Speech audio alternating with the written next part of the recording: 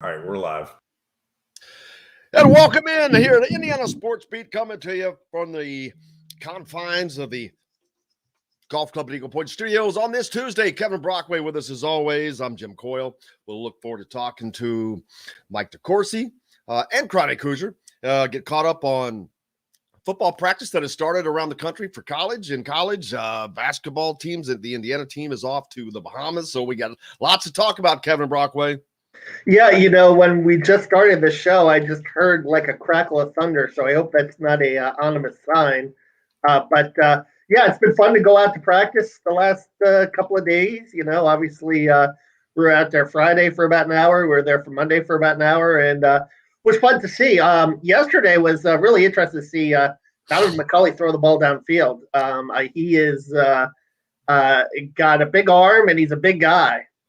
So he'll be an interesting future guy to watch. I mean, obviously Mike Penix and Jack Tuttle are 1-2 on the depth chart, but I think McCulley has a very bright future at IU, and Tom Allen had a lot of good things to say about him, not just his physical attributes, but his ability to be coached.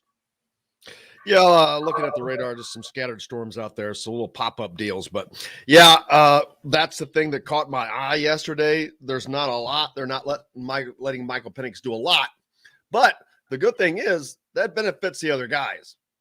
Of course, you wonder, is he losing anything by not doing as much, staying quite as sharp in that protective cocoon as they're trying to keep him. But yeah, watching Donovan McCulley, man, I was like, all I could think about was, future looks bright at Indiana, because this kid he stands out. Tom Allen said that in the post-game or the post-practice presser yesterday, that he stands out. And he's exactly right. He does. And he did yesterday. That frame, I think I asked you, I was like, how tall is he? Like 6'5"? Big old kid that moves really well, throws the ball really well, and has a quick release. I mean, he's got that ball. Next thing you know, it's gone. Don't forget, he was a pretty good basketball player in that Lawrence North team. They could great athlete. Just a really good all-around athlete. And I think that certainly shows, in terms of and the confidence level that he has coming in here. I watched him last year in a high school game when they beat Lawrence Central.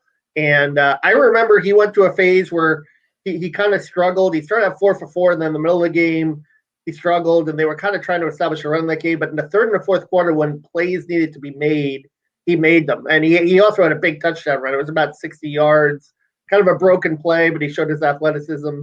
And so watching him in game situations at that level, you saw something in him. You saw why he was, rated as a 4-star guy. So it'll be, like I said, interesting to see his career develop, and maybe ease him on a Wildcat package. You never know. We want to mention the iconic voice of the Indy 500 and so many motorsports. Bob Jenkins passed away after his battle with cancer. Loved listening to him. I should have thought ahead to have John pull up a clip from him, but you know this voice, even if you don't know his name, which most people do know his name, but you know that voice. He was just a smooth, and a lot of people may not have known his name because he was just so smooth and just was just right there. But man, Bob Jenkins, I remember watching him on ESPN when I was growing up, when that first became a thing. But he was iconic to auto racing, but to the Indianapolis 500 especially. He was from Liberty, Indiana. So I didn't even realize that. But 8-month battle with brain cancer, and our thoughts and prayers are with his family, but just a great voice, man. Someone iconic to listen to. Tough loss for the state of Indiana for sure. Yep, absolutely. But hopefully the folks there will continue to get through that. It's just that Indy 500 is one of those things that there are a lot of families, and that is such a culture thing for the state. And so many people listened to him for so long, man. He was just one of the great ones. Yeah.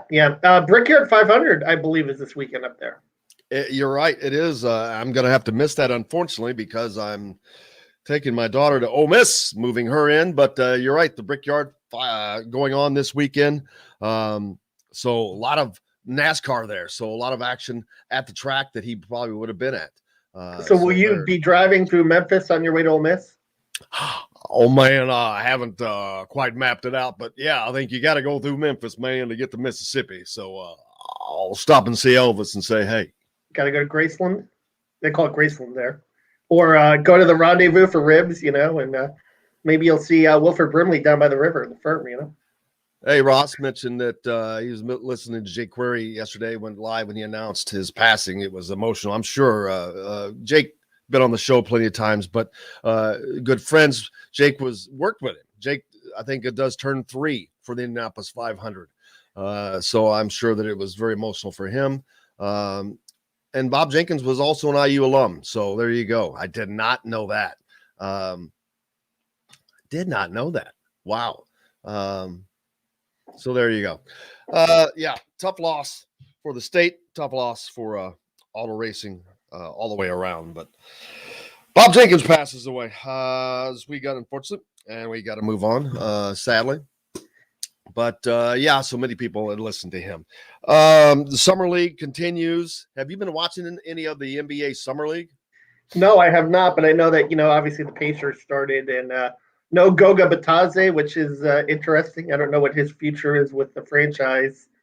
First round pick for 2019, but obviously you got Cassius Stanley down there, the first round pick from last year, and Isaiah Jackson played reasonably well. The former Kentucky big man who is with the Pacers now.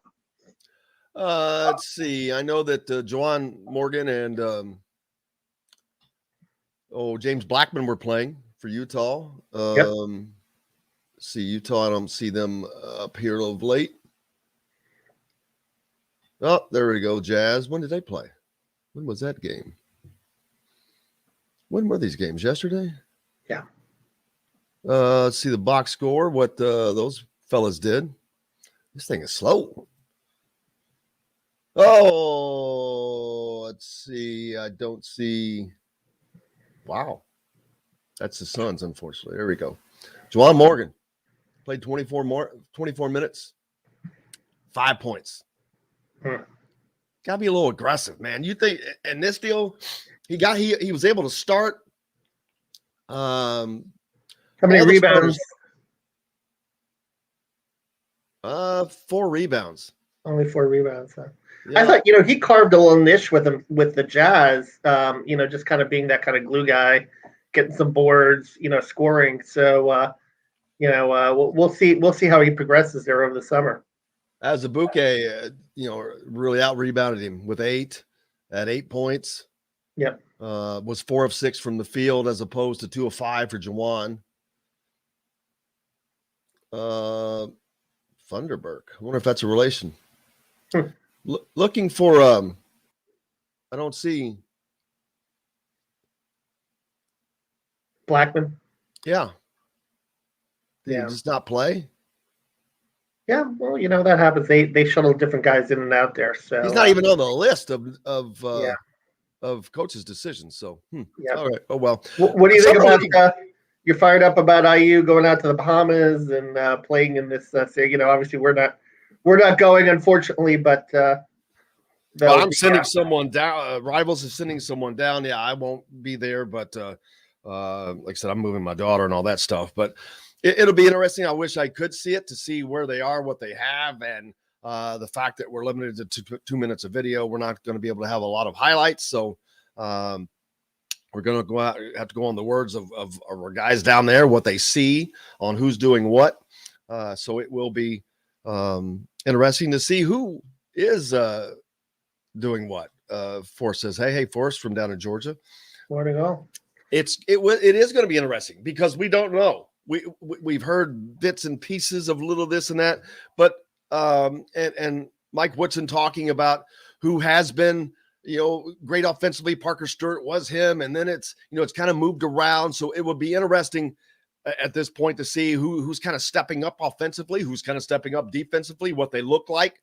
as a unit offensively and defensively. So, yeah, it's going to be interesting to get all of that information back from this team because we've got just so little to go on.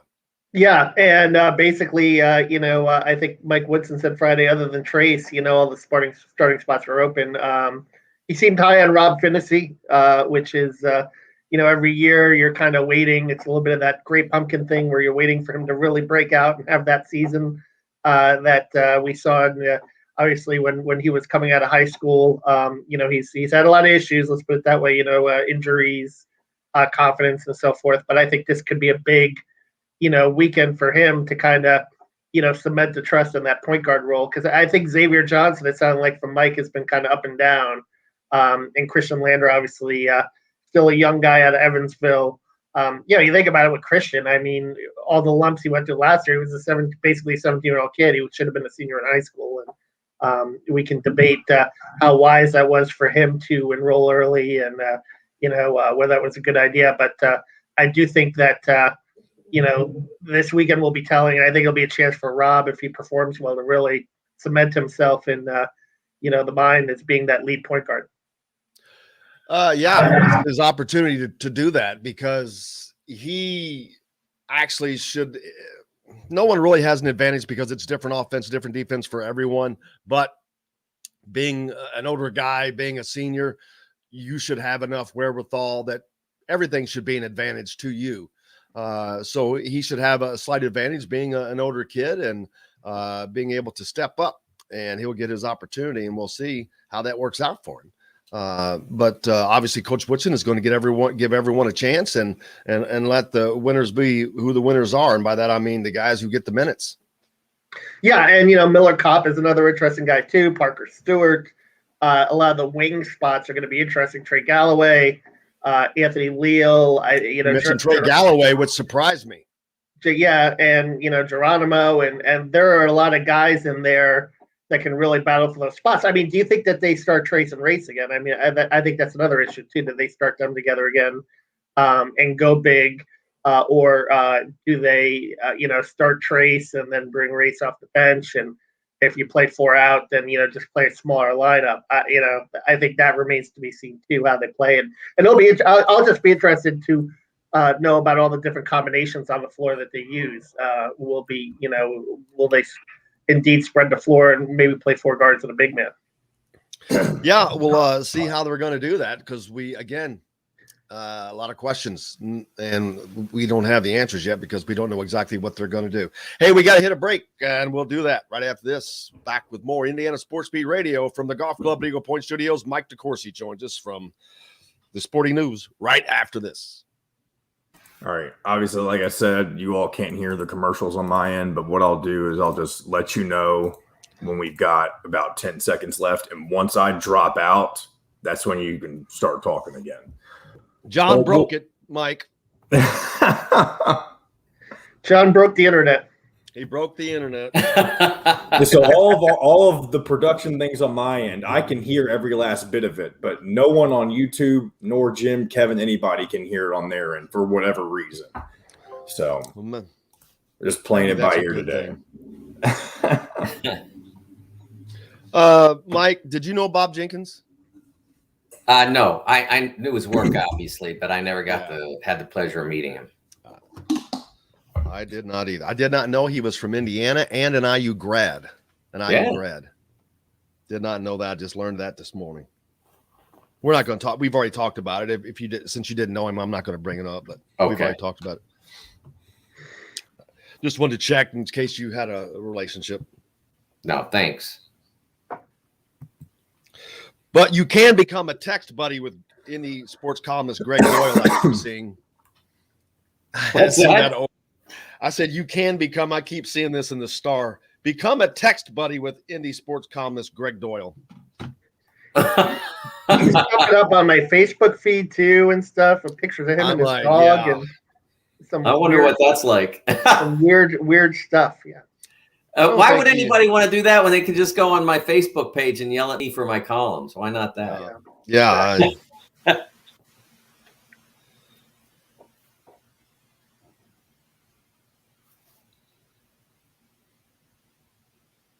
I do this one column every 4 years where I point out how stupid the medal standings are and propose a better alternative, and it just freaks people out every 4 years.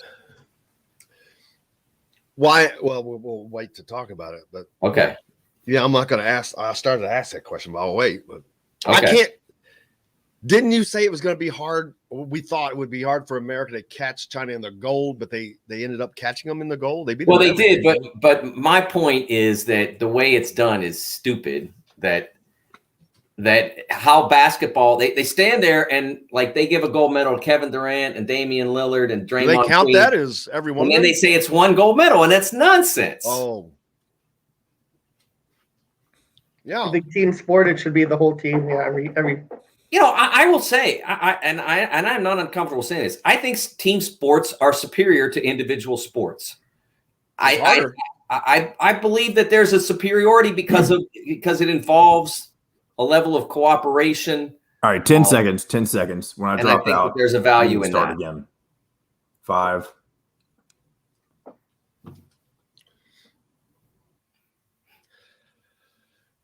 Welcome back, Indiana Sports Beat Radio, coming to you on this Tuesday from the Golf Club at Eagle Point Studios. As always, Kevin Brockway sitting in as he does, and we're joined by the great Mike DeCourcy from the Sporting News, fresh off the finish of the Olympics. As the Olympics closed this weekend, Mike, we can put that in the books, a unique one. Actually, the 2020 Olympics finally in the books here in 2021, but it's done and over with and made it through. And boy, at the beginning, I didn't know if they were going to be able to even get through the Olympics. Yeah, I never had any doubt about that.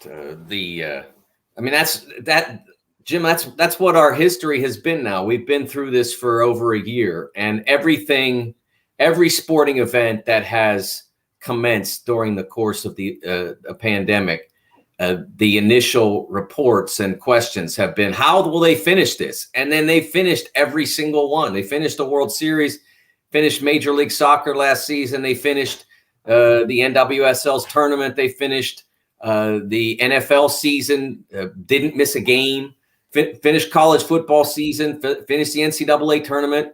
And now we come to the Olympics and every event happened. Now, unfortunately, couple handfuls maybe of competitors that would have been able to be there in Tokyo, Bradley Beal probably being the most famous example, were not able to participate. But we're talking about 11,000 athletes were there and competed and participated, and lots of them went home with medals. And it wasn't, sports is never as wonderful with empty stadiums as it is with full stadiums, but it's still wonderful. And those, watching the women's volleyball players on Sunday morning for me, cry on the court that they won the gold medal. Watching the two high jumpers, one from Italy, one from Qatar, I think we're supposed to say it, Qatar. We got to get used to this before the World Cup next year. The celebration where they shared the gold medal was among the most amazing things I've ever seen in sports. And so the idea that this wasn't going to happen or shouldn't happen, I think was blown away by what happened during those 3 weeks. Yeah, and it came to a completion with America, the United States, winning the most medals, most gold medals, and the basketball medal, which the basketball medal was in doubt early on too, boy. I mean, after those couple exhibition losses, they didn't have their full team there, and some of the guys were still playing, but the USA is at a disadvantage, man. I mean, it's like their guys are still playing when the Olympics have started, and they got to bring them over, bring in the reinforcements almost. But they got through it, won the gold, and you talked about the medal count though being askew, partly because of teams like that, team play versus individual play. First of all, let me say that the U.S. is not specifically at a disadvantage or was not specifically. I mean, if the Utah Jazz had made the NBA Finals, then France would have been at a disadvantage because its best player would have been in the United States. So when the U.S. lost the first game to France, and I criticized the hiring of Greg Popovich to be the head coach because prior to that, the last 3 times that we had a sitting NBA head coach in charge of the men's basketball team, the U.S. finished 6th, 3rd, and 7th, and the trend was bad. And so Greg, he redirected that trend to a gold medal, and good for him. I still think that that's a difficult job for a sitting NBA head coach to do well, but they were able to get it done. And I'm sure that I don't know specifically that he did this, but I would guarantee that Popovich had a great talk with Damian Lillard after the France game and said, look, we're going to need to redirect your role because this is not working. I mean, you can't be a shoot first point guard on this team. It doesn't work. We can only have one shoot first guy, and that's got to be KD because he's better. And they did that. And Dame, to his credit, he accepted the role that he was presented. And in the second France game, although he wasn't brilliant, if he didn't perform the way he did in the fourth quarter, they would not have won. And so I give him a lot of credit. I give Pop a lot of credit for winning that. The thing you mentioned about the medal count, this is something that I've done every 4 years since 2008 in Beijing. The medal count, first of all, is an unofficial thing. There's no official medal count. The people out there think that there is. There's not. I mean, this was a media contrivance. I believe it was the AP who came up with it. It was something to put on the agate page. These are the medal tallies, and it's a false stat. It's like people have gotten to the point where they think the RBI is a bad stat or pitcher wins in baseball is a bad stat. But they never catch on to this idea that the medal count is a completely fake, contrived statistical table. It doesn't work. I mean, when you sit there and you watch Kevin Durant and Damian Lillard and Draymond Green and Zach LaVine, et cetera, all get draped with a gold medal and all go home on the plane with a gold medal, and then the medal count tells you that's one gold medal. That's a preposterous conceit. It's ridiculous. That is 12 gold medals. 12 people had to invest into that happening. In soccer, Brazil, 22 people. In softball and baseball, Japan, 15 people each. And all of that is every one of those medals should count. If you're going to tally medals, that's the only way that you can do it and be logical. I mean, I don't want to diminish the difficulty of being elite at, say, the balance beam. It's unbelievable what they can do. But to equate that with something that requires the cooperation of a dozen people over the course of 6 40-minute games, I don't see how anybody can get their head around that logic. It's not logical. It isn't. Kevin Durant could not have won without Draymond Green getting rebounds and playing defense. Kevin Durant could not have won without Damian Lillard accepting a smaller role. Everybody plays a part in those sorts of things, and all 12 of them get honored with gold medals. So to say that's one gold medal is ridiculous. 4x4 relays, is that considered absolutely one medal? That's why to me that's the biggest. That's the biggest one right there, because all 4 of those guys are directly involved in the outcome of that race. Absolutely. Yeah, and I had people say to me, well, what about the 12th player? Why does that player get a medal on a basketball team, either men's or women's? And I'm like, okay, well, you don't take the slowest split out of a relay and say, well, that person dragged them down, so they, so that they don't get. Everybody contributes. Yeah. If you win, everybody had a part in it. And that, I the reason I do it as I do it, I call it basically a little bit of a joke. I call it the DeCourcy podium count.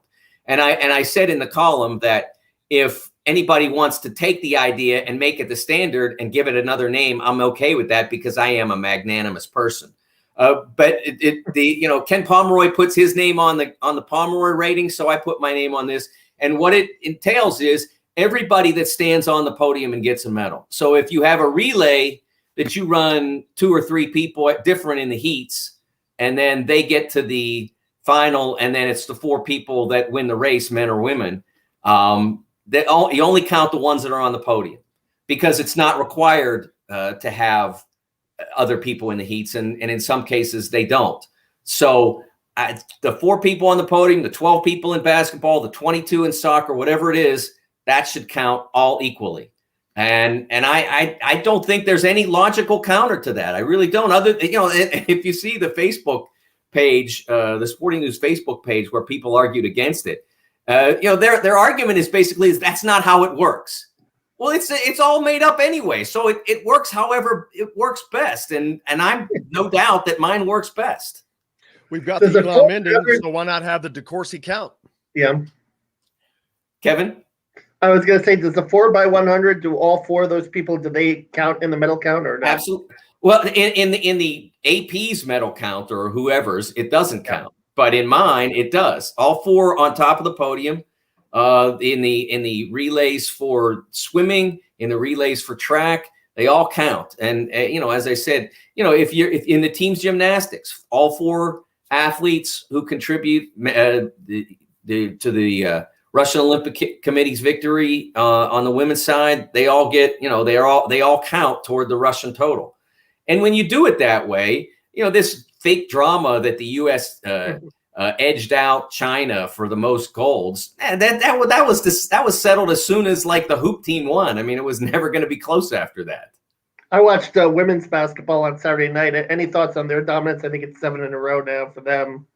Yeah, I think it's fabulous what they're doing. I mean, what an unbelievable team that they've been able to construct. I wonder what can be done to make, what's happened is that, during the Soviet Union's communist regime, I mean, it was very important to them to show the superiority of their system. So they invested very heavily in women's basketball, and they were good, and they won golds. And since that went away, I think the investment internationally for women's basketball has declined. I'd like to see for FIBA to find a way to increase, that impetus. I think we've seen in women's soccer that although it still lags what it should be, investment in women's soccer has escalated dramatically in the last 10 years. And that's why the teams in Europe, France, England, Netherlands, Sweden have gotten as good as they have. They've gotten really good. But we've also seen some South American teams, Brazil, become very good, and Chile has improved. A lot of different countries have improved their investment in women's soccer, but basketball seems to have declined. And if you looked at some of the better women's teams that were in the international tournament, the Olympic tournament, several of them had naturalized Americans as focal points of their teams. I'd like to see them have, to not necessarily need that as much, because their own programs were doing really well, turning out elite players. I don't know that that's happening internationally at the level that it should. And again, I think FIBA should take a greater role in making sure that it does. Yeah, we'll see how that happens. Now that the Olympics are over, where does your attention focus on? Well, for at least today and yesterday, my attention focuses on catching up on some sleep. You said, what was the word you used to open it? Like back and fresh or something like that. And I'm like, not feeling it so fresh really. But you said fresh off. That's what you said. You said fresh off the Olympics. And I'm like, yes, not so fresh, not so fresh. I mean, really, this was like the first time probably since college that, and maybe the day of the Final Four, that I was pulling all-nighters like on multiple occasions because, the basketball team is playing at 1 a.m. The women's soccer team is playing at 4 a.m. It's, it was definitely a strange trip, but college football coming up. We have, we'll do some things with that. In a month from now, less than a month from now, the U.S. men's national team will commence qualifying for the 2022 World Cup, the qualifying competition. And, I was thinking about this yesterday, that I don't think that I can ever remember them facing more pressure as it starts because of the failure to qualify last time. That this is a different approach, a different experience for the team as they approach the 2022 qualifying. It's always, it's never as easy as people think it is. And it's always a challenge to do it. And now that they have failed, I think there's on what is a fairly young but extremely talented team, I think there is a lot of pressure that they'll face as they go forward into that tournament that starts, I think, September 2nd. We've got the Brickyard this weekend up in Indianapolis, which is going on at the Speedway, one of the major events that happens there, NASCAR event. So you've got that action. The date has changed around a little bit. Is this the first year that it's being held at this date? I know it was been moved around quite a bit or a little bit, but I think it had been in August a while back. I don't know. Obviously got thrown off a little bit by the pandemic, and what happened a year ago. But I think that I think it's been in this window of the season a few times in the past, at least. And it's a terrific event, and they are going to have, by the way, based on the weather report today anyway, spectacular weather for that race. Not the usual August heat that they would get. The weather forecast I saw was for 80 degrees. So hopefully that holds and they get the kind of weather for that race that it's suggesting. And not only that, it's moving to the road course, which there's been NASCAR racing on that particular track. There's not a lot of excitement. The corners there's no banking. It's 9 degrees. Was built for a different style of car. So it's not the most exciting race. And NASCAR, to their credit, have gone to several road courses, which makes the racing more exciting. And this is one of those. And they've done it at Charlotte. I think it's where it started. They call it the Roval. Which was a great name. But I think it's Charlotte's where they kind of started doing that with one of their races. They built a road course track inside of the oval track, and it really changes the racing and makes it completely different, especially for typical NASCAR fans, I'm sure, who are used to a lot of the oval speedways and that. But I think they've gone to as many as 8 or 9 road courses. Yeah, when the Brickyard started, it seemed like such a natural, cool idea, and then they discovered that the nature of the speedway didn't suit NASCAR racing, and it was, like you said, it wasn't designed originally for NASCAR, and obviously, 100 years or so of the IndyCar races have been spectacular. So it works for the Indy cars. It just hadn't worked great for NASCAR to stage its best races. So there was still the cool aspect of them being there and fans being able to see them in their neighborhood. And the fact that the racers themselves, obviously it's like playing at Yankee Stadium or playing at the Garden or whatever, whatever aspect, whatever dream field you have, it for the drivers, it was cool to be there. But I think everyone understood that the races themselves weren't what they could be. So going to the road course, could change it and make it, an even better competition and more attractive for the people who show up and for those who watch on TV. Yeah, I know a couple of years ago they had a horrible time with the tire compound. Goodyear has to change and basically customize tires for every track they go to because of the surface, because of the differences in corner angles. There are so many. There's concrete. There's asphalt. There are so many different types of surfaces and things that I don't think people realize the technicality that goes into it. The differences between the road courses and the ovals are completely different setups for these cars. They've got the tires turned in on one. If they would see some of this stuff, you're like, wow. But it's the technical aspect of it is so wide ranging and changes things. But I think it's a lot more exciting racing for Indy racing type fans. Yeah, I'll be interested to see how it turns out. Whether this amps that up. I think that they can expect that it'll have a good impact, and I hope, like I said, between having the different approach to the competition itself, and the fact that they're going to have excellent weather. I hope they do really well in terms of bringing people out.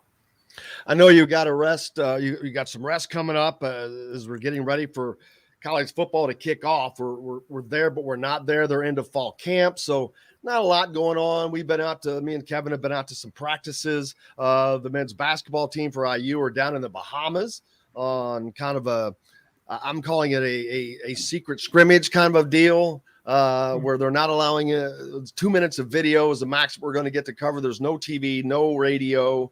That's kind of unusual for a school to go on a trip like this and to not allow hardly any media coverage outside like that. But obviously, Mike Woodson wants to see what he has against these teams before everybody else sees what he has.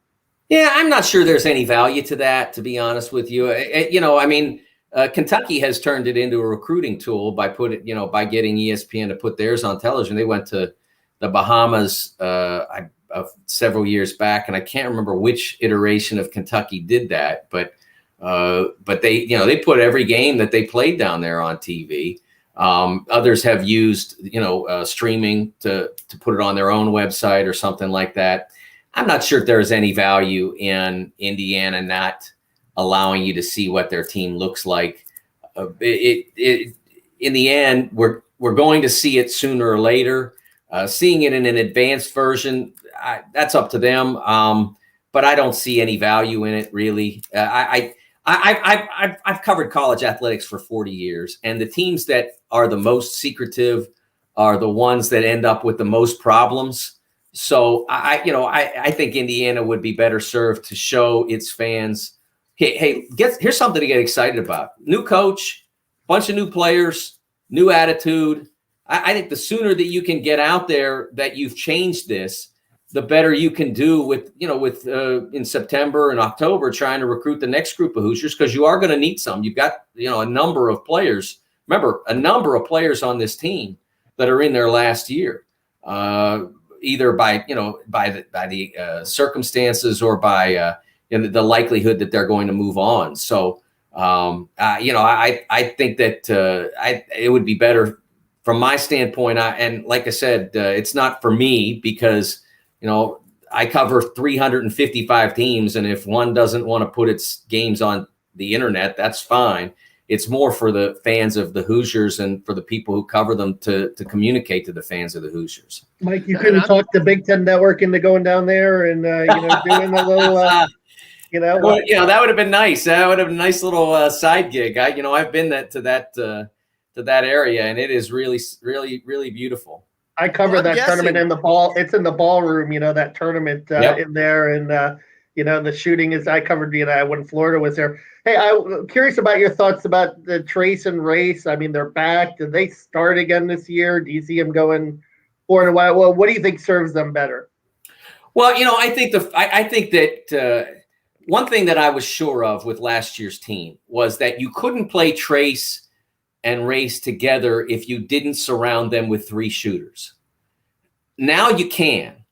So you can do it under those circumstances. You can play Trace and Race together if you have shooting to stretch the floor. Last year, you didn't have it. You didn't have anybody that was consistent enough to draw the defense away from the lane and allow those 2 guys to operate.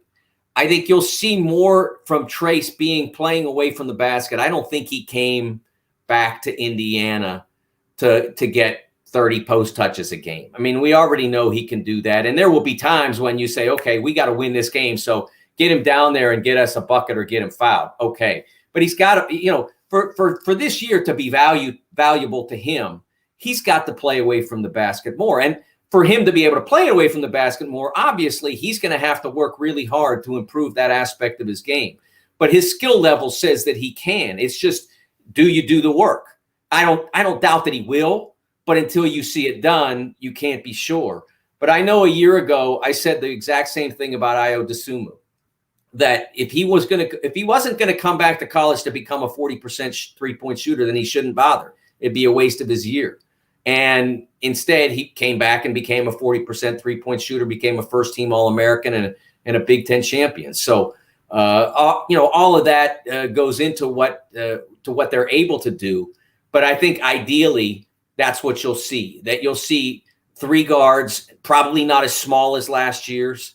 Trace playing away from the bucket a little bit more, but in the post when they need it, and Race providing that defensive presence and rebounding. Maybe devoting himself a little bit more to making sure that he's in position to rebound Trace's misses. The few shots he misses, I think they need to do a better job of getting Race in position to get those.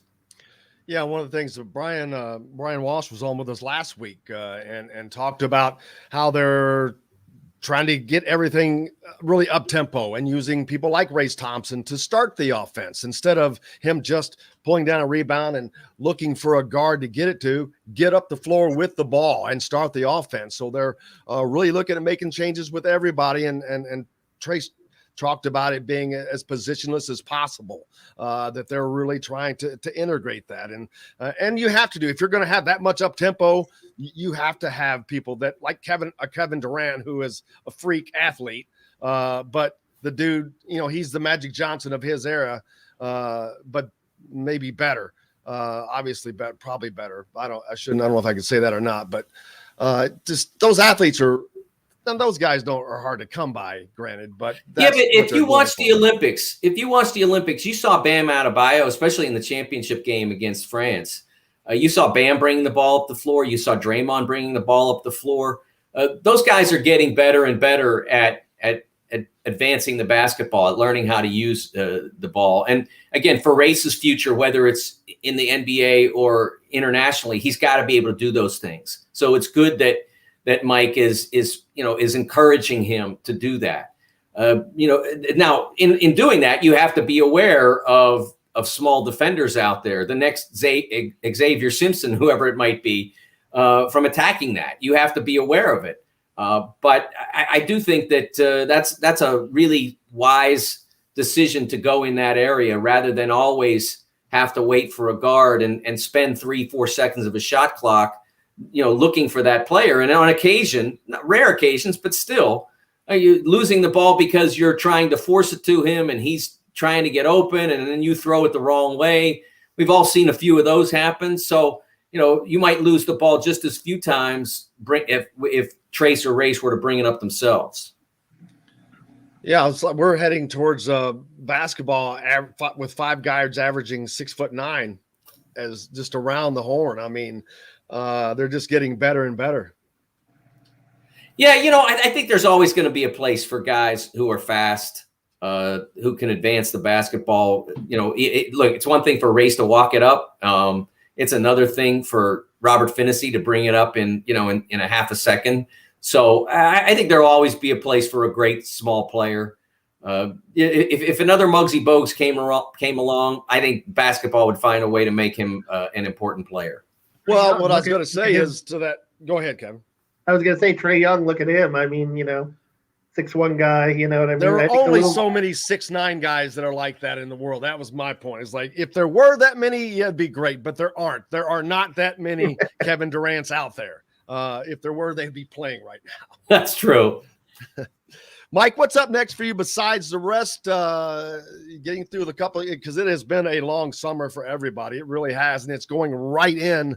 It's just like a non-ending kind of thing, which I'm not complaining because last year was last year, so not complaining about having all this stuff this year. But it has been like a nonstop kind of action-packed sports world. Yeah, I mean, I think the natural thing is to look at conference realignment. If there's anything beyond what happened with the SEC, I still think that likely it won't because the realignment options are either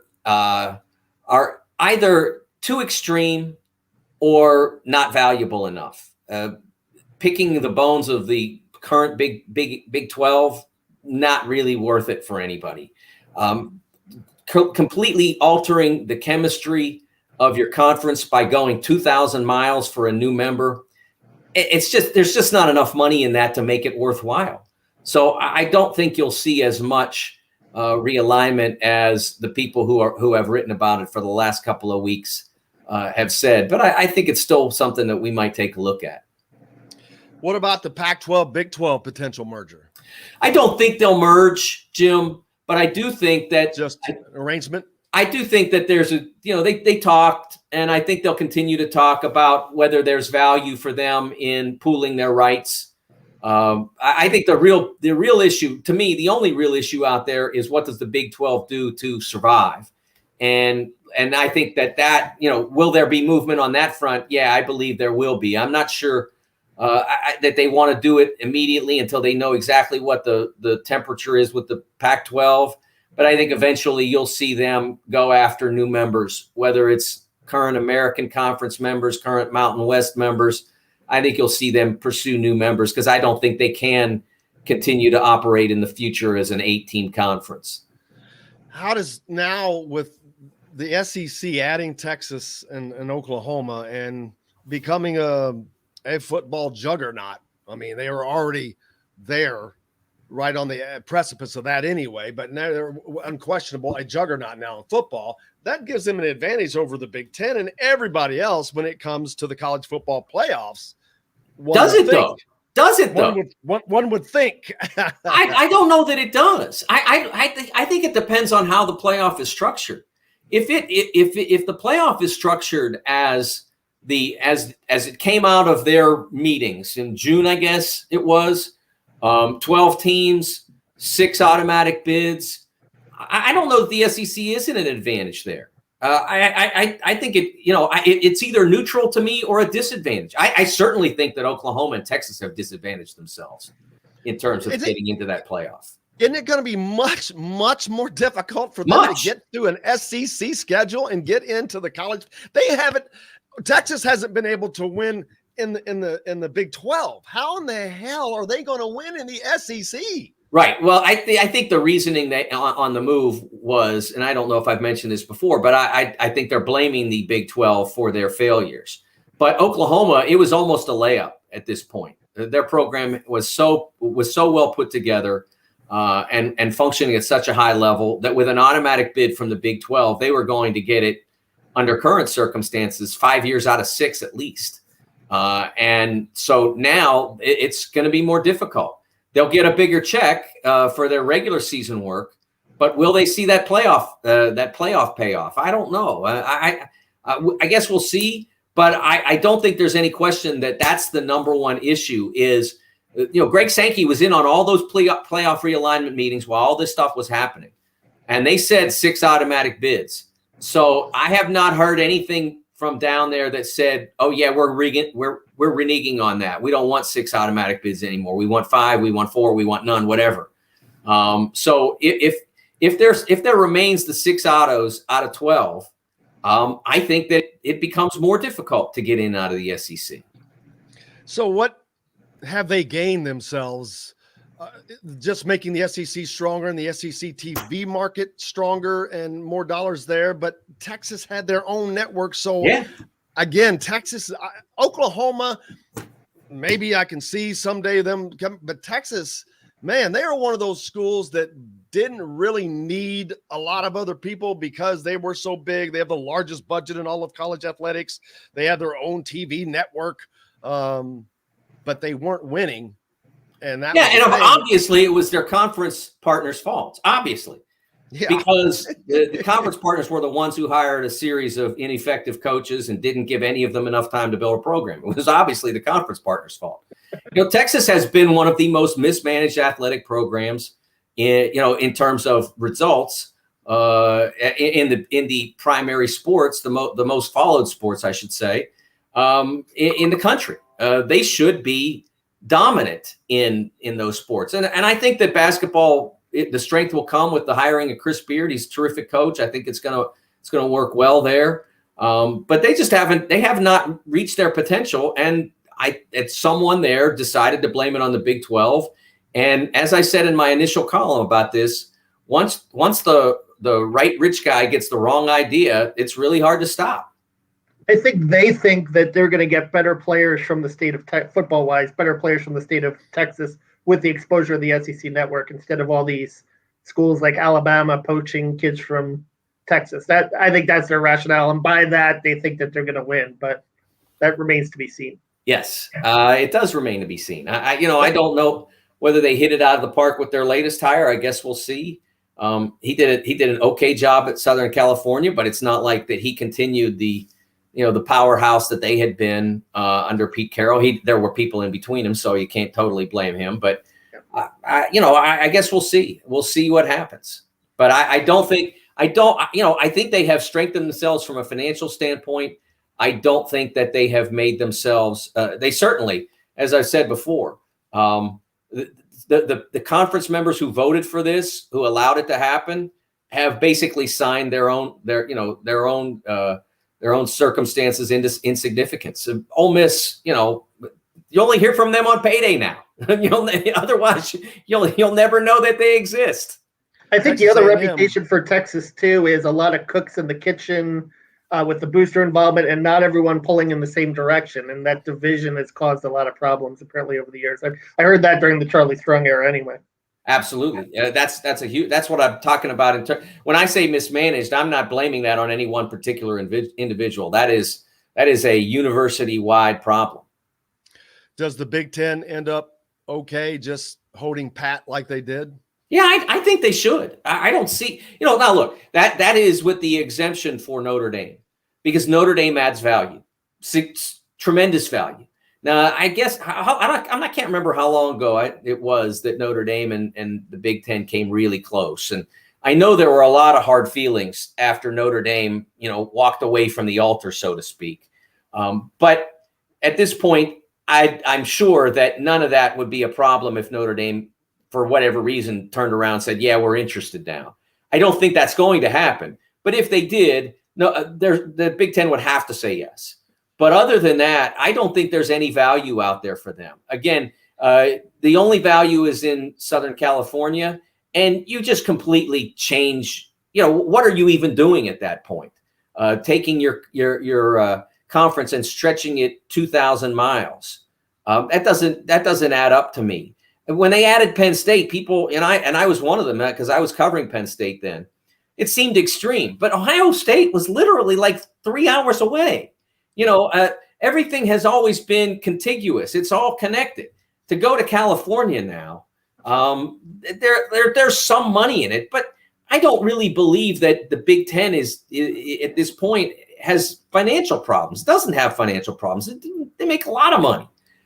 They're doing fine. I don't know whether per capita after the SEC renegotiates its contract with ESPN, I don't know whether they'll be ahead or behind, but they'll be fine. So I don't think that there's anybody out there who is going to do who's going to add value to the Big Ten and keep the Big Ten as what it is. And my respect for what the Big Ten is has grown tremendously. The time that I've been at the Big Ten Network, to be able to see how it works, I've got tremendous respect for what they do. And I just don't see how, putting yourself that far afield all the way to LA would add, those are great universities, but they're not next door. I mean, there are like 17 states between Nebraska and California. Well, I certainly think that they made themselves look better by not panicking and doing something and just holding pat. The great Mike DeCourcy from the Sporting News joining us here as he does each week. Brother, we can't thank you enough, as always. Thanks, Jim and Kevin. Always a pleasure. Appreciate you. Mike DeCourcy from the Sporting News joining us here from the studios of the golf course at Eagle Point. We'll be back with more Indiana Sports Beat Radio right after this. Chronic Hoosier joins us. All right. 3 minutes.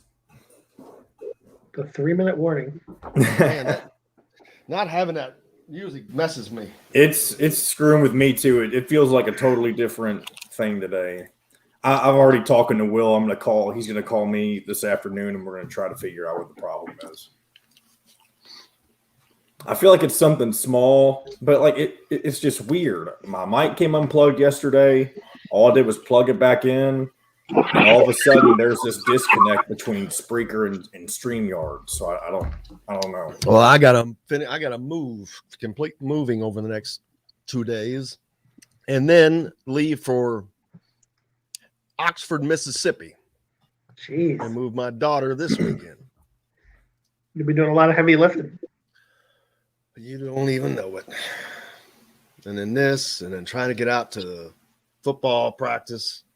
Well, the good news is I'm sure Mississippi's not hot and humid this time of year like it is up in Indiana. Oh, sure, you're right. I meant to do that last night to look. What's up, brother? I meant to look and see. I'm like, what the fuck? How hot's it going to be down there? I forgot to even do that. I'm afraid to. I'll tell you what, I've been down there this time of year, and what we have right now is just a taste. Oh, no, I can't. And Oxford is right there. Just, Oxford's low. I mean, it's probably about this, maybe not as high up north as Houston off of but oh my God.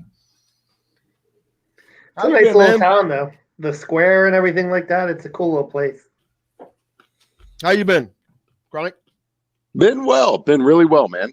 How's the knee going?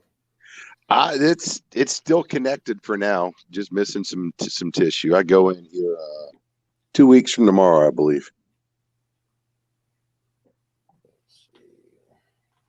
But just got back from did 3 nights up at Deer Creek. First concert, first big event since the pandemic. 3 nights. 3 nights at Deer Creek with Fish. I was going to say, it has to be a Fish show if you were there for more than one day. I'm too old for that shit, but man, it was a good time. It was Fish? Yeah. Yeah, they were there for 3 nights? They gave Deer Creek their rightful due, both in the scheduling as well as in the set list. Holy, they played for 3 freaking nights? Dude, they played 13 days in a row at Madison Square Garden and didn't play the same song twice. That's just what never heard of 10 like seconds. That. 10 seconds. 5. When I drop out, you're good.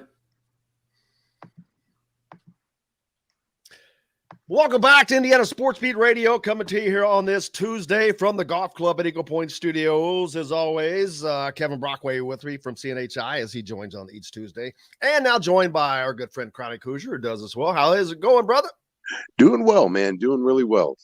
Finally getting into a routine here with the community school back in class. Just got back from Target earlier this morning, and it's officially moving season here in town, man. This place is a hot mess, and it's glorious. Don't tell me about move-ins, man. I got enough move-ins going on my own life. I'm in the middle of a move. My daughter is going to Ole Miss this weekend. I got to finish my move so I can move her. Yeah, it's moving. We're moving, baby. It's moving season, all right. The football team's moving. The basketball team's moving. Everybody's moving. Speaking of moving, yesterday we were out at practice, Chronic, and both Kevin and myself watched Donovan McCulley. And he just stood out. And it's rare that we sit here and talk about a guy that's third on the depth chart. But the dude stood out, man. I mean, Kevin will probably say the same thing, but I was like, man, he just looked poised. I mean, he's not ready to go out there and play, but you just look there and go, oh, man, boy, another year or so, this kid is going to give Jack Tuttle a run for his money. Indiana, the quarterback room is in really, really good hands. Right now. Yeah, and we've long talked about the keys to Indiana's success for the last couple of years, and it's rested pretty squarely on the shoulders of Michael Penix. And as people talk about the durability, the long-term viability of Indiana football as a Big Ten contender, a national contender, the realities of modern college football, just football in general, you got to be really strong at that position. It's no different than, needing to have a very, very good point guard if you want to play at the highest level. That's your floor general. And, you talk about what's the biggest difference between Indiana football now and Indiana football 5, 10, 20 years ago. It's talent, depth of talent. And, as we're starting to see, Tom Allen's building that all the way across the field on both sides of the ball right now. But critically important for purposes of short-term success after this season. It looks like Indiana's going to have some pretty solid options in the backfield. Well, absolutely. Not only that, their running back room, Kevin, solid as well. this is going to be a better offense, I think, than last year. That's hard to say, but I think that they're going to have a better offense than they did last season. I think that, when you talk about that, 2 years ago under Kalen DeBoer, I thought they had a more dynamic offense than they had last year. And I think Nick Sheridan went through some growing pains, certainly as his first year as offensive coordinator. It wasn't always smooth sailing, but certainly what happened last year was the defense stepped up in the turnovers, created some short fields and so forth. But this year, I think with, some of the running backs, it'll be interesting to see who steps up and takes over for Stevie Scott. You have Ty Freifogel back. Javon Swinton is another guy that's caught my eye a little bit in practice too. He's, doing some good things at wide receiver. So, I think you've got some pieces there. Absolutely. Chronic, as far as fan expectations, we talk about that here. What are they? What should they be going into this first game at Iowa? Of course, everybody wants to win that game. I think Indiana is going to win that game. I think they should win that game, but irrelevant. Fan expectations, what are they? What should they be? That's a great question because we've never really been here before. This is uncharted waters for both the program as well as its fan base. I fully expect, and this is always the crazy thing about starting, a non-traditional schedule where you've got a Big Ten opponent right out of the gates, and it's not completely unheard of, but it's a hard landing as the schedule begins. I mean, there's really no room for error right out of the gates for this Indiana football team.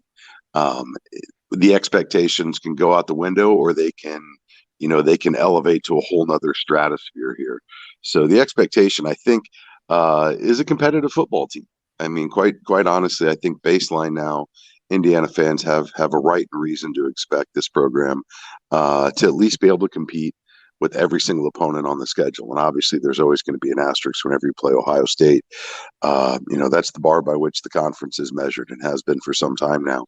But generally speaking, I think as you look across the schedule and all the opportunities and the challenges that it's going to present this team, I think the expectation is Indiana should have a chance to win any game that they show up for. Now, whether that bears out remains to be seen.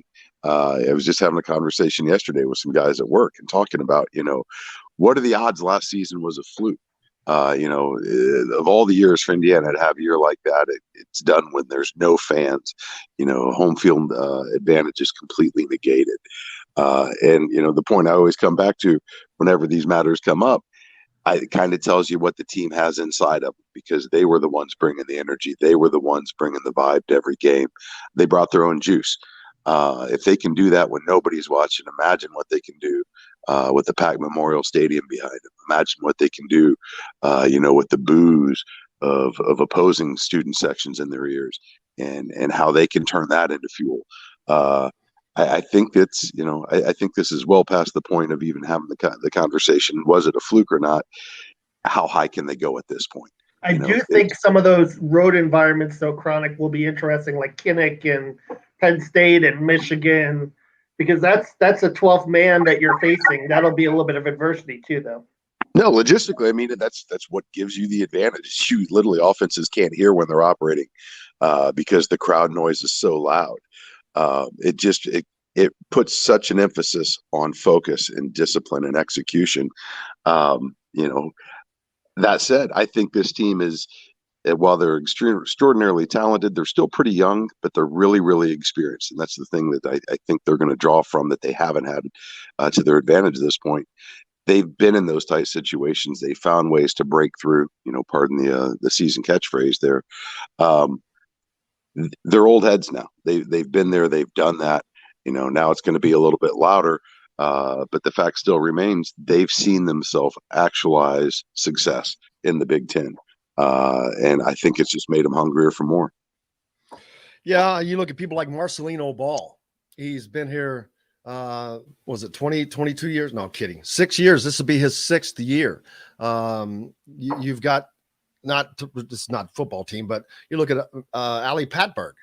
Isn't this her 7th season in college? Yeah, playing. It's crazy. But anyway, going back to what you're saying, that's crucial in college football, man. Having those older minds for a team that is trying to continue to grow, uber importance. And talking to these guys at Big Ten Media Day, talking to Marcelino, seeing how loose they are, how they are really a unit, man. Penix was wearing the GOAT chain at Big Ten Media Days, and that was because Ty Fryfogle talked him into getting that. So, man, you're going to be the GOAT one day. You need to wear that. Man, these guys believe in each other. And I'm telling you, I know how hokey it probably sounded in the start when Tom Allen was LEO and all that. But now I think people, it's harder they're not around the program, but for those that are, you can absolutely see the definitive effect that Tom Allen has had on the program. I'm not talking about the wins. I'm not talking about the stuff that the public can see. I'm talking about just talking to every one of these players. Kevin knows exactly what I'm talking about. Every one of these players are the same, and it's not contrived. It's not memorized. It's sincere, and it just comes out. I mean, Tywone Mullen, Kevin, is the first one I talk about. I mean, you talk about a kid that has grown physically, mentally, maturely. He was mature when he got here, though. He was kind of beyond his years with his attitude. But, man, this is a kid that he's a leader. He's always going to be a leader. He's not going to get in trouble. He's just a great kid. I can't call him kid. He's a great young man.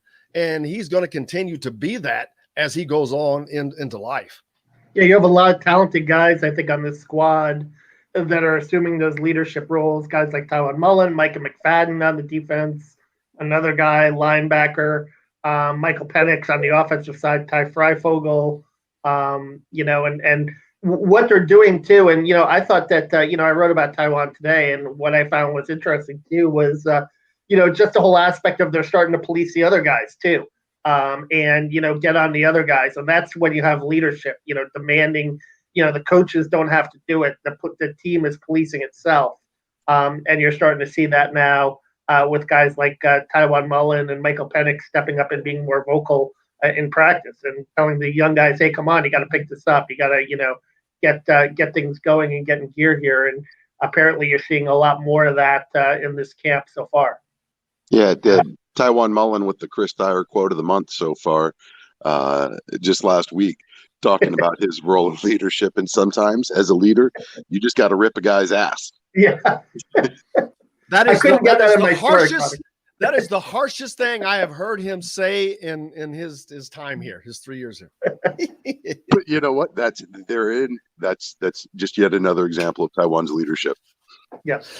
It is, man. Sometimes you gotta get, and it's the truth. And I am so, I cannot tell you how impressed I am by the kid, the recruits that are on that field.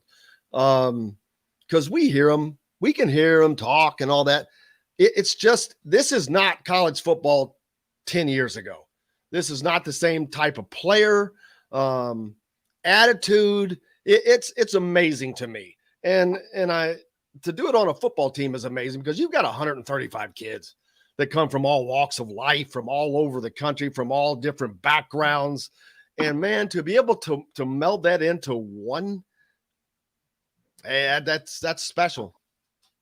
Well, not only is it special, it's such a unique juxtaposition from what, Indiana fans have always considered the pinnacle of coaching and Bob Knight. The guy literally wrote a book, The Power of Negative Thinking. And when you look at Tom Allen and what he's been able to do and his leadership style, and I understand Knight's play on words with all of that, but Tom Allen's almost the polar opposite. It's truly the power of positive thinking. It's the power of trust that when guys are getting on you, it's coming from a place of love, from a belief that you can be better, not just because you're making us look bad, but because we want you, the individual, to be better. That's special, and it's not easy to achieve. And you talk about all the Ted Lasso comparisons that have been made here recently. It's proof positive, though, that it works, and you see it across the professional sports landscape, across the business landscape. Leaders who empower, leaders who are able to bring the best out in their people usually tend to be some of the most positive minded people in their industries. It's what they teach at Kelly. And obviously you've got to be able to rip a guy's ass every now and then, but when they trust it's coming from the right place, they respond to it. They react, they get better. And, you're seeing this, it play out in full focus right now with what Tom Allen's been able to build, and quite frankly, what he continues to build, because another week, another list of guys who IU would never have had a shot at recruiting now giving the Hoosiers a hard look, which is just a truly incredible thing in this day and age of college football, quite frankly. Yeah, we had to mention a kid, recruit Drake Bowen, a recruit that's out there that wants to play football and baseball. That's not a combo you see a lot, but what I look at this kid, he's Auburn, Clemson, Indiana, LSU, Michigan. Again, Indiana in these lists with these big time schools now. Caden Curry, in the final 5 or whatever with all of these powerhouses. 7 out of the last national champions are in his list, in his final 5. Indiana's in that list. Man, I'd love to see them land. Well, I don't need to see it, but for them to take that next step recruiting, which they just did this year. I think that they took a step recruiting this year, Kevin, with the recruiting class bumped up inside of the top 20. The next thing for them to do is to land a 5-star recruit, which is that I say that only because once that happens, more will come. And when more comes, the talent level continues to increase. It's just that's just how it works. But they have not had a 5-star yet, but they're landing more and more higher end recruits. And those are coming from within the state. And I think that landing a Caden Curry is that next step for Indiana's recruiting, if they can get there. No question. I think that, you're already seeing it in the 2022 class with the number of 4 stars. I think it's a matter of time, and success begets success. I mean, you got to keep building it. The 5 stars are hard to get.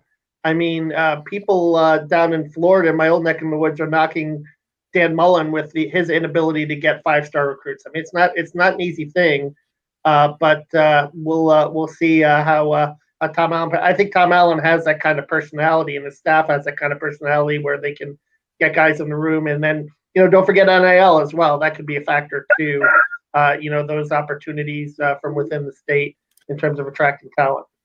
Yeah, Ross Bunnell mentions that Miami's quarterback becomes the first to sign an NIL deal with a professional team. It's the NHL, National Hockey League's Florida Panthers, which I haven't seen what that is, but that's kind of odd. But in talking to Tom Allen, Chronic, that has not been a big deal. That has not been a topic of conversation with parents. I think unless you're an elite quarterback or something, that's continuing not going to be the big deal.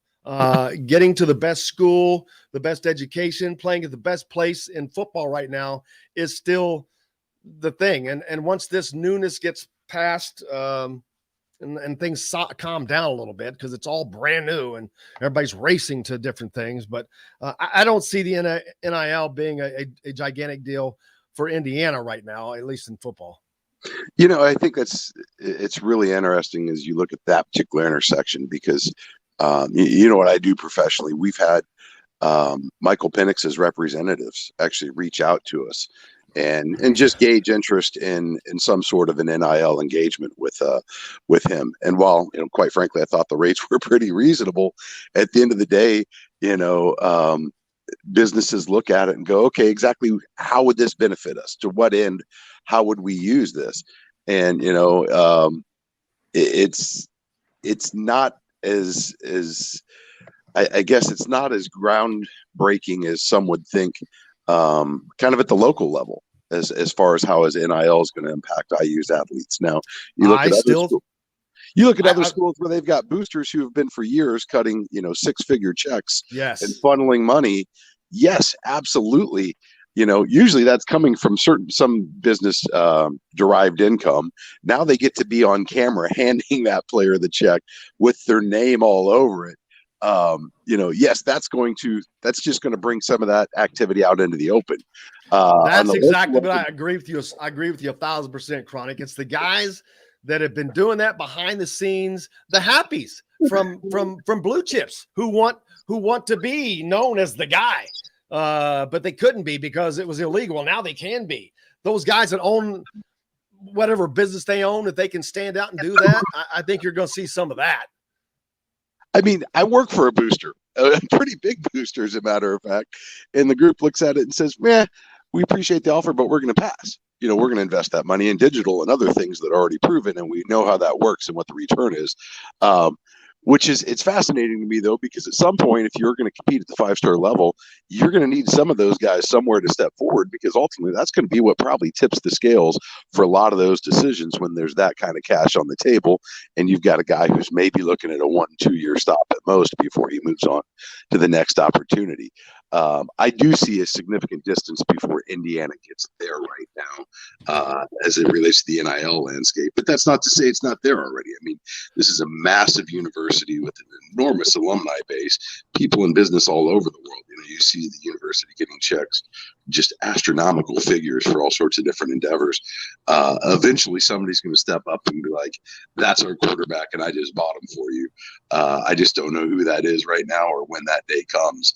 But that's ultimately probably going to be one of the big differences between Indiana of now and Indiana landing 5 stars. Yeah. Do you think it'll be different in basketball, though, just because it's a basketball state and that's where you'll get, I think, more your bang for your buck locally?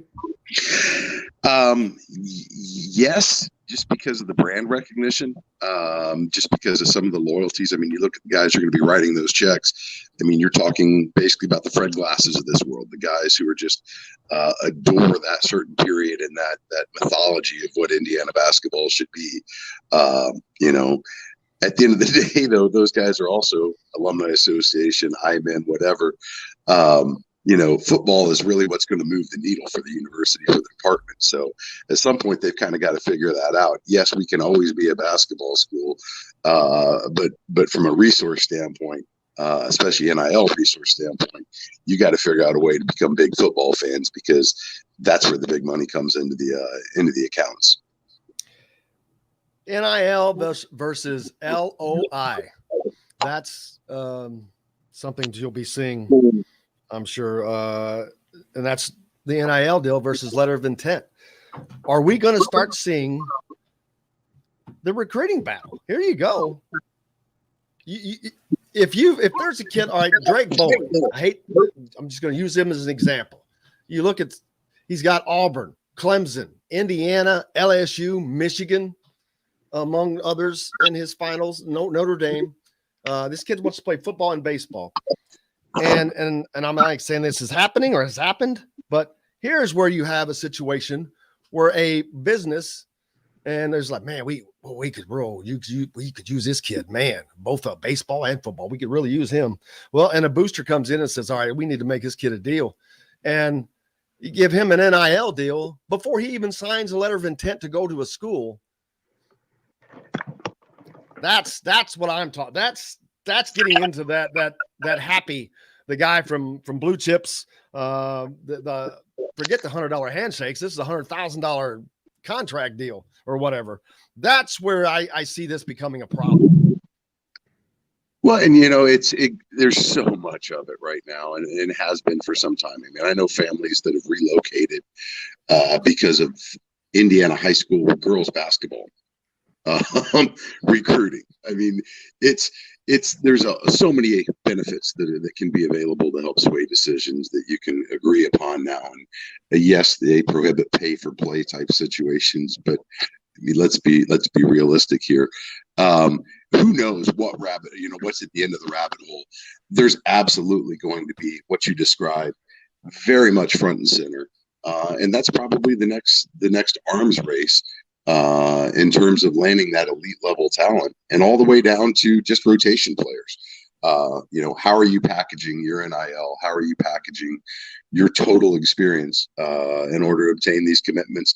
Or, as you mentioned, letters of intent, because I think as this becomes a little more professional, a little above board, I think that's probably another another ramification is you're going to see less kids signing binding documents until the absolute last moment possible, just to protect their business interests.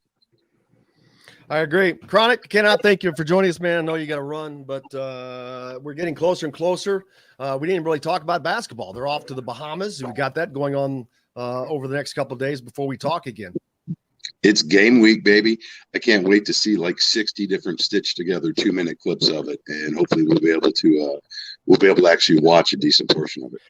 That's, you know what? It gives me a great idea. I should have had everybody coordinate we should have all the media outlets that will be there. The Hoosier.com from Indiana Rivals would be there. Should have everyone coordinate and just record subsequent so we can string them together.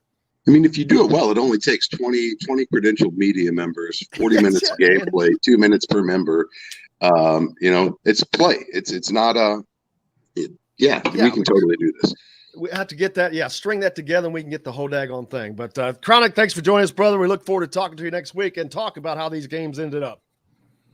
Can't wait. Be well. Thank you, brother. Chronic Hoosier joining us. We're back with more Indiana Sports Beat Radio from the Golf Club at Eagle Point Studios right after this. 3 minutes.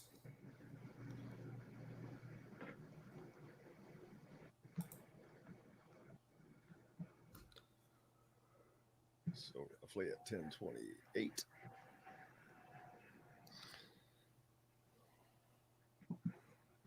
And then just take your last break whenever you're comfortable taking your last break.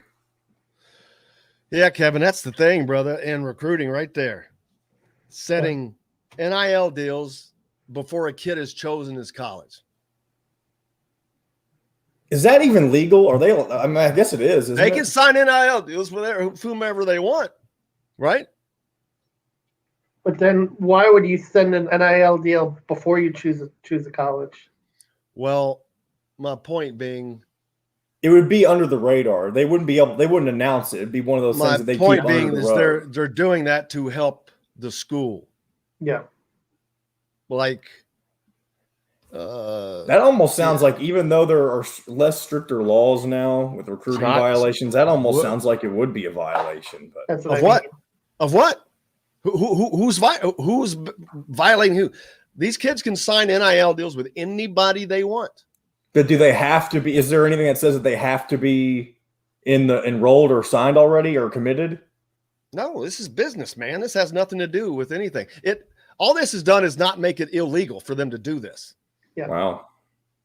Well, you realize it used to be against the rules. Now it's no longer against the rules. I mean, part of the problem with the whole NCAA amateurism model in the last 10 or 20 years was the fact that, I mean, agents were buying and paying these kids when they were 14 and 16 years old. So, I mean, they were already making money before they got to college, the elite ones. I mean, in AU, I mean, God. Yeah, exactly. And that's like the whole thing. It's like, so these why?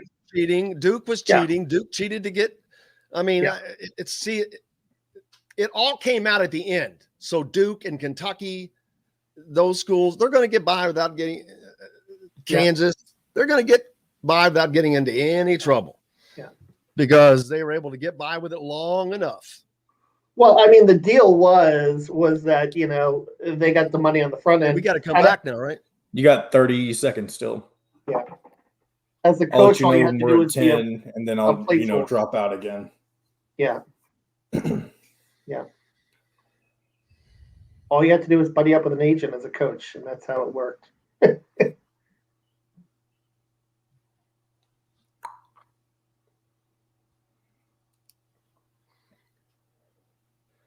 All right, we're down to 10 seconds. 9, 8, 7, 5. Welcome back to Indiana Sports Beat Radio here on this Tuesday, coming to you from the Golf Club at Eagle Point Studios. As always, back in the studio after yesterday out at practice. A little bit of rain falling, Kevin. We were out there, and then I don't know if I'll make it back out there tomorrow as I'm in the middle of a move, trying to get that done, so I probably will not. But it was fun being out there. It's fun seeing the action, fun hearing it. Fun hearing Tom Allen not have a voice, sitting there screaming into his megaphone, and And then coming in afterwards, and we can't hardly hear him in the post-game presser because he doesn't have a voice left. But fun watching practice, though. See guys go through the motions. We talked earlier about Donovan McCulley really standing out. That's all that we got to see yesterday, really. Yeah. Was that he I don't know, did he run more snaps than Jack Tuttle? Or I think they ran about an equal amount of snaps, so it worked. I think it worked out. But we saw a lot of turnover drills too. You can tell why this is such a good team at forcing turnovers because they really emphasize it. It seemed like every defensive drill that we saw was some kind of either trying to strip the quarterback or Charlton Walton just whizzing passes at guys from 3 yards out. Linebackers and defensive backs at different directions. So things like that are kind of interesting in terms of and that's one of the core philosophies of the defense is takeaways. Our smart listener Pete Clausen says the NIL is with the athlete, not the specific school, so nothing to stop what Jim is saying. Yeah, it means I was right for once. Just kidding. But yeah, that's. But to me, that I wonder if we see that happen. And I was talking about that a minute ago. And it's an athlete signing an NIL deal with somebody big in, say, Tuscaloosa before they have committed to Alabama, or does that a business going out and doing that on their own to a big deal help sway a major recruit to a specific school? Oh yeah, I'm sure it will. No, I'm sure that I'm sure it will. And this is capitalism at work. This is the machinations. This is why. And what's amazing is like you look at Major League Baseball, there's not a salary cap. You look at the NBA and the NFL, there is a salary cap. You're creating a system in sense where there's no real salary cap in college football. If it's going to go in that direction, it's going to be the markets that put out the most in the college markets for their players are going to get the best players. Unless you regulate that and have some even MLB now, which doesn't have, they have a luxury tax. So if you go over a certain threshold, you're paying into the pot. So there's an incentive not to spend too much, but it'll be a competitive imbalance. But some have said that that's been going on for years anyway. So. Oh, it has. Tony Stuckey says the question becomes, unless the owner booster is a very poor business person, exactly how much are you going to invest in an NIL deal to a recruit when you have no clue if he will pan out? Well, I think part of that is going to be the old happy conversation between them. That's the whole point of them signing, of them doing that. Of that booster doing that. Oh, boy, I expect you to come. You're going to be coming here, boy. You're going to be doing some great things. I'm looking forward to it. Blah, blah. I think that conversation will have been had. Now, there's nothing to force them. They can't do anything to force them, but I think you know what I'm saying. Knowing the psychology of sports fans in that mecca, especially in the Southeast region, I think they'll be willing to take a loss on their business if they know that their team is going to do well. You know what I mean? They're going to look at it almost as like, they just want to get the best player regardless. They're not going to look at the business aspect of it. Wyatt says, I doubt there are because it would be so hard to enforce, but I wonder if there are any states with high school rules against it. Well, I don't think so, but you've got high schoolers that are now leaving school early to sign an NIL deal. We had that happen with the kid from Texas, right? Yep. What if a business offers a 6-figure NIL deal and the recruit goes pro after freshman year? They going to drop that cash? Well, I mean, that's contracts are contracts. If you sign a contract, you sign a contract. But again, I think that any smart person is going to sign a contract that's going to have all the language in it that protects them. That's if you come to this school. Here's the deal. Here's a $100,000 NIL deal. Now, this is good if you go to Alabama, we're going to sign this deal with you. If you don't, that's okay, but we're not going to sign this deal. Here's the other thing too. If you're good enough to go pro after your freshman year, I think that business is going to want to stay with you because you're going to be a professional athlete there's that aspect of it too. And the fact that you're not going to get them for that little bit of money, probably. Yeah. Yeah. And well, yeah, it might go up or whatever, and then you cancel the contract or whatever. But it would be, like I said, it would be, there's something to be said for, getting on someone on the ground floor too. And then, if they become a star in the professional ranks, maybe stay with them.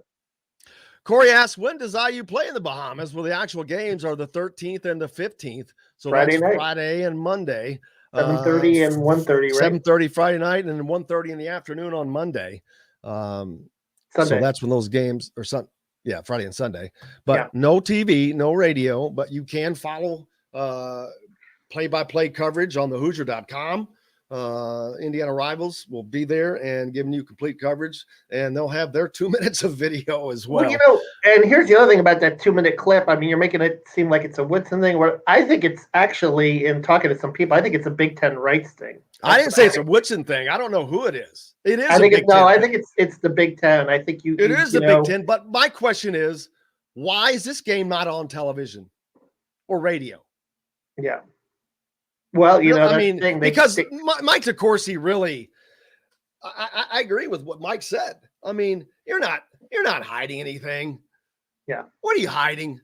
Those secret scrimmages that Archie Miller had a couple of years. What the hell was secret about them? We didn't have the video on them, but we had stats right afterwards. Yeah. We knew exactly what was happening. You just didn't see it. We're going to have, a couple. We're going to be able to string together clips of video on this from different different outlets. So you're going to see a lot of different stuff. I don't know. It's pointless. I think that it's a game that far away. It's new. You got a new everything. Why not? It would have been pretty cool. What in the world are you really going to give up? It would have been pretty cool for FSN or the Big Ten Network to go down there. That would have been, a good opportunity, and it would have gotten ratings, right? You would think Indiana basketball. At worst, it would have been great to let the IU student radio go down.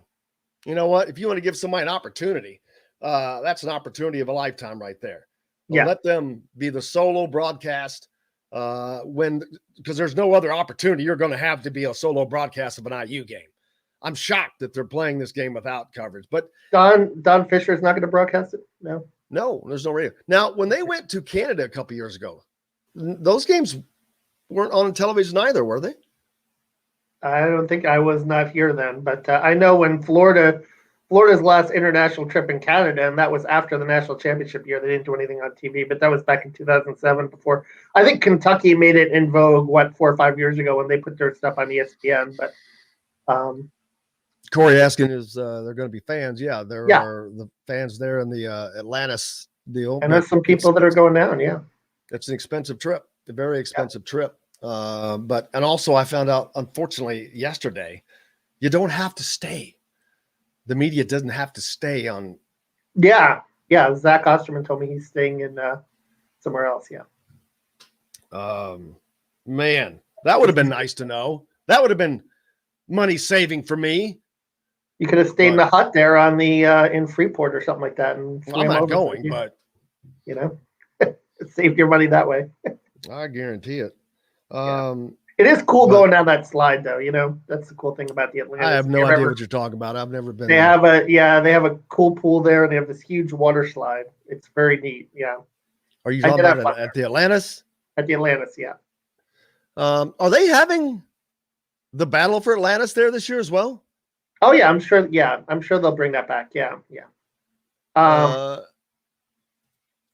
has been how long has that tournament been going on now? I don't know. I was there in 2014, probably like 2010.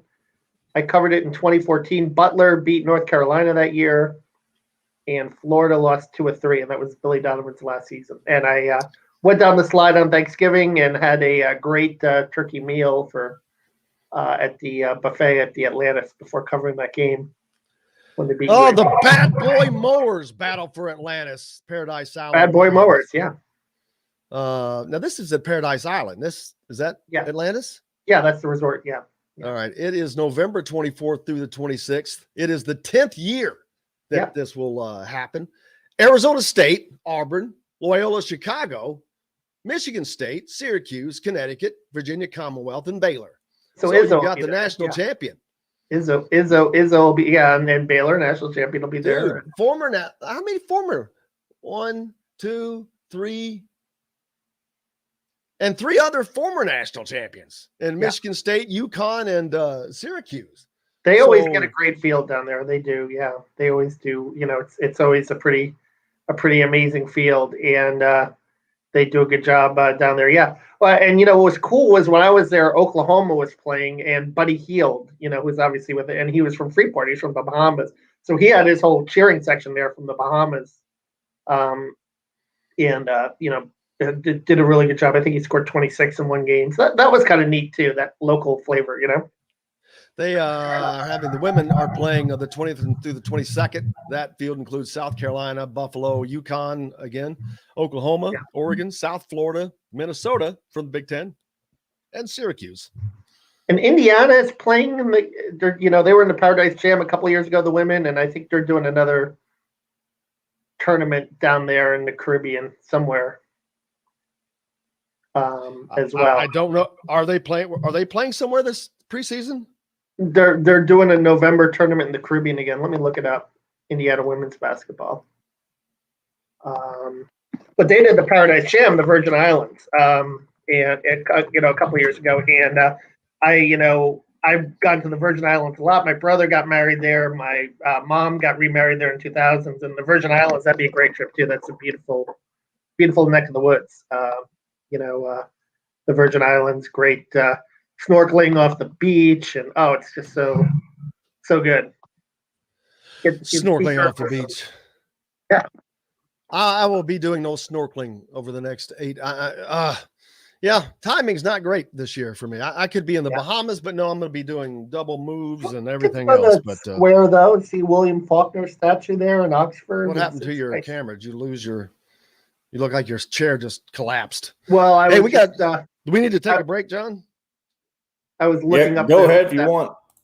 Let's take a break. Our last break. We'll be back with the rest of Indiana Sports Beat Radio. Here, coming to you from the Golf Club at Eagle Point Studios on this Tuesday. Back right after this. 3 minutes. Hopefully, this will be fixed. I've already set up a call. I'm going to talk to him this afternoon about what he thinks. Have you just unplugged everything and plugged everything back in? I don't know if that's a good idea. Yes, it always. The only issue was everything usually resets when you do that. We'll see, but I didn't. Like I've told you this before, I didn't set this up. Will set this up for me. I understand, but I'm just saying, unplug everything and then plug it back in. It may be that simple, but I'm not going to do it without talking to Will first. Because I don't want to do that and then have nothing work. You know what I mean? Well, just simply unplugging it should not do anything. You're just resetting it. And that's what I thought with the fact that I accidentally unplugged the mic wouldn't have been an issue. But evidently unplugging the mic disconnected Spreaker from StreamYard in some way. I don't know how, but somehow it did. It's just a setting. Sounds like a setting. Yeah, it could have been. But I tried messing with it earlier, and I didn't get any results. But that's why I said it. I mean, hopefully, it's something that takes 5 or 10 minutes to fix, and that's what I think it would be. But I didn't want to start fooling around with it while we were doing the show, and then risk having a really screwed up show today. Well, that's a smart idea.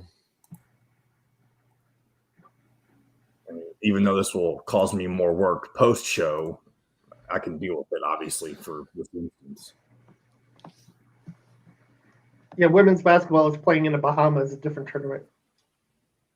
The Bahia. Are you? Yeah, women's, yeah.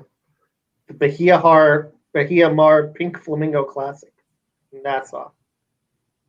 Thanksgiving Day, they're facing Stanford, and the 27th, they're facing Miami.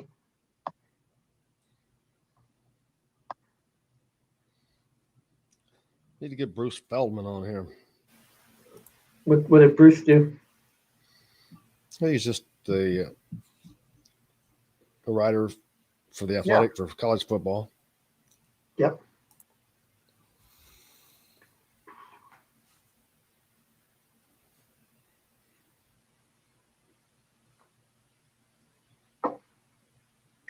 Need to get Dickie V back on.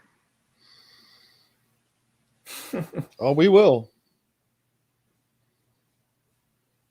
When the season starts, you bet. You can get 40. Have you gotten 40 on? You can get Pat 40 on. I'd love to. 10 seconds. I need to get you to ask him to come on a Tuesday. 5.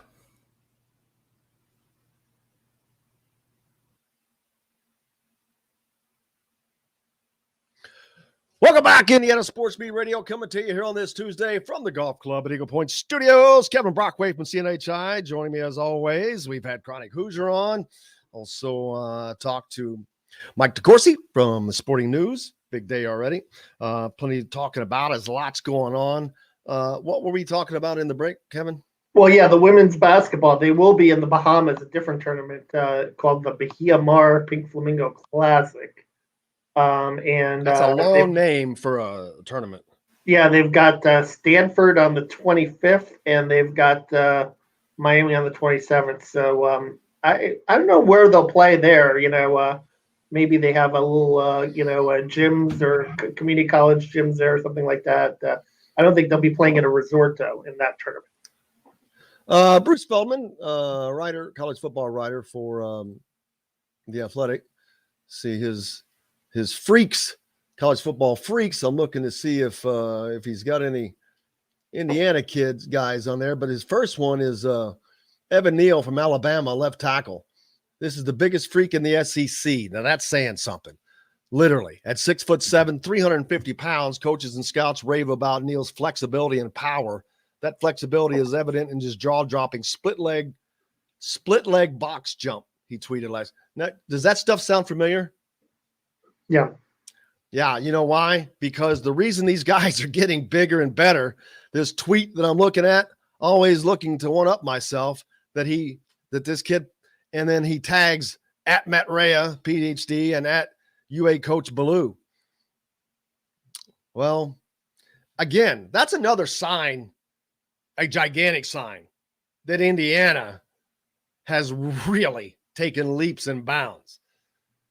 This wasn't a coordinator leaving for South Alabama. This wasn't a coordinator leaving for Fresno State. This was two guys. This was an entire staff being taken by Alabama. Yeah. The number one team in this is like the Patriots taking somebody from, in the NFL from a middle. That's a great sign. The year shame before, Indiana couldn't have held on to him, to be honest with you. Yeah. But if you remember, I think the year before the Miami Dolphins tried to get him. And Indiana stepped up and spent the money to keep him. And then Alabama came, and apparently their first strings are too much. And so what does Indiana do? They go to the NFL and they take a guy in Aaron Wellman who seems to be doing a pretty good job as well. And that's where, Indiana kind of looking for, advantages. I think that's where they've really created a niche. They've spent more for their special teams coaches, and it's paid dividends in development. Again, if you cannot recruit 4 or 5-star guys like Penn State or Michigan, what do? You recruit 2 and 3-star guys and you develop them. You coach them up. You give them the best strength resources. And I think that's where Indiana has cut the gap with the rest of the Big Ten in that aspect of it. And but now they're starting to get the 4 or 5-star guys. So the 4-star guys at least. So that's helped them, raise the level of their program. Number 2 on his list is Aiden Hutchinson from Michigan, a defensive end. Yep. Just noted that. And then number 3 is a kid from Notre Dame, a safety. Then you got a guy from Jalen Virgil from App State. Let's see, Georgia, Texas, was that San Antonio? George Karlaftis from Purdue is at number 7. So You got a Purdue defensive end, one of the biggest recruits the Boilers have landed in the last decade. Karlaftis began his career with a bang, 17 tackles for losses and 7.5 sacks in 2019 as a freshman. Damn, that's pretty good stats for a freshman, man. Yeah. Yeah. I remember watching him in his first practice in 2019, and he was just all over, the quarterback non-contact, but he just has a motor about him. And his father, who sadly passed away in 2014, was a defensive end at the University of Miami. And Karlaftis almost went, BUM to follow his dad's legacy, but instead chose to stay in Purdue. His mom lives in West Lafayette. Let's see, kid from Coastal Carolina at the bandit position, Daryl Stingley Jr. Wow. Derek Stingley Jr. for LSU, cornerback, wide receiver, kick returner. Cornerback, wide receiver, kick returner. That's a lot. That kid's going to play in the NFL.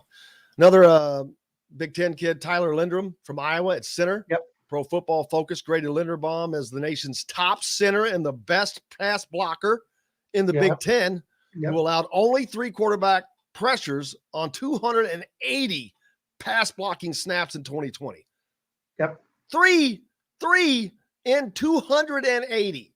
Yeah. Now, part of that is probably the defense he goes against if there's not a man over him. But still, Indiana fans pay attention because you got to get to the quarterback if you want to stop. They're gonna run the football behind him too with Goodson too. I mean, that's gonna be. I think if you're Indiana, you got to go in, you got to sell out and stop the run in that game, and then just basically. Pietris is a very shaky quarterback, but if you can stop the run in that game, I think that you're going to have a good chance to come down and manage them. And time of possession, field position is going to be really big in that game. In that regard. I wish I could have read this soon enough and had John start scouring Twitter or Google for this, but that Tyler Linderbaum that I'm talking about from Iowa, the center, he displayed some of his freakish ability last month at the annual Solon Beef Days in his home state, heaving a 60-pound hay bale 14 feet high to share the title with fellow Hawkeye offensive lineman Tyler Ellsbury.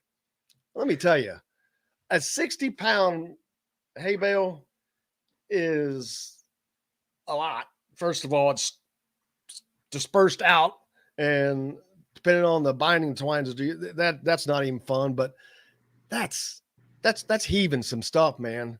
Well, a 60-pound bale of hay is a heavy ass bale of hay. That's probably a 3-string binder. You remember who else was throwing hay bales during the pandemic to keep in shape was DeMarcus Elliott back in Kansas. He was doing the same thing. That'll do it. I got news for you. But that's what. Get ready, throw some hay bales, Brendan. That's the guy that is gonna. That's another guy too. That's going to be very interesting. I guess he was a pretty good. He had a really good spring. Was one of the most outstanding defensive players. But he steps in for Jerome Johnson, DeMarcus Elliott, a guy that we've seen make plays. You remember the Rutgers game, the strip sack.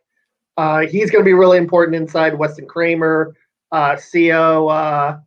You can pronounce the last name.